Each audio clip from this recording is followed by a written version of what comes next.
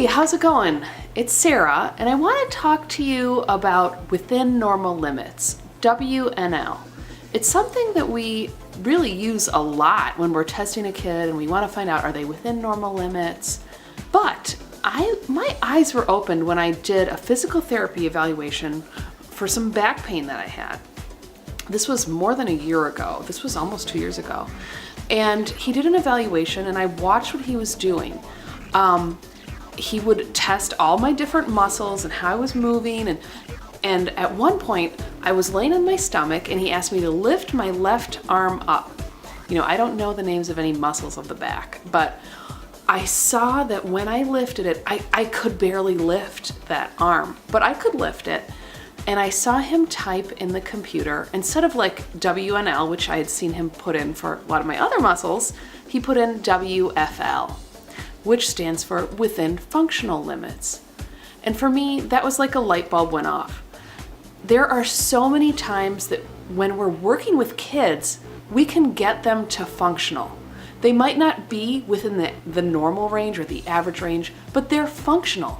They're able to get their needs met, and they can communicate on a basic level about, let's say it's a certain goal related to some kind of language concept. Getting within normal limits, that could be potentially impossible for some kids. And so for like looking at my back problem, the PT, the physical therapist, was basically saying that, hey, she's within functional limits with this one muscular strength stretch exercise. It's not something that anybody's gonna be worried about because she can meet her needs. It's just outside of the normal range. So I think that as speech pathologists, we need to really push for more acceptable uses of within functional limits, because that is where we want the kids to be. And it goes into being more aggressive at dismissal. And a lot of people, this is a real philosophical difference. A lot of speech pathologists think, I'm going to keep this student on the caseload even though they're meeting their goals. I just want to make sure they're getting to like where they need to be, or there's a transition coming up. And I've certainly done that too. However, on the flip side, I think it does a disservice to kids if they've gotten to the point where they can get their needs met, they're functional, and we can't predict the future, but in this moment, they're meeting their goals, they're ready to go.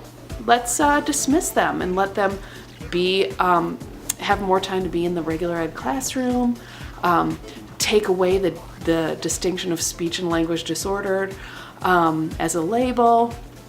So for me, yeah, I think within functional limits, that needs to be something that we talk about a lot more.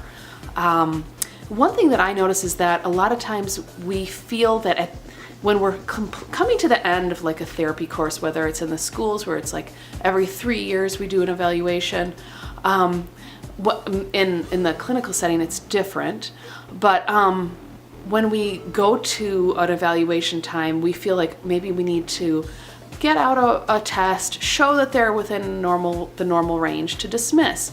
And I've certainly encountered students where I've gone to test, we've done such a great job in speech therapy, and they're not within normal limits. And I'm surprised because I felt like they had really mastered that. And the thing is, being within functional limits is totally acceptable and something we need to talk about as a way for us to just really declare success, because many kids may not get into the normal limits. My back muscle will maybe never be within normal limits, but I'm functional. Nobody can tell that I maybe have a weak muscle back there. It's just interesting, So I'd love to hear your thoughts about WFL versus WNL. Please tell me in the comments, and I will catch you later.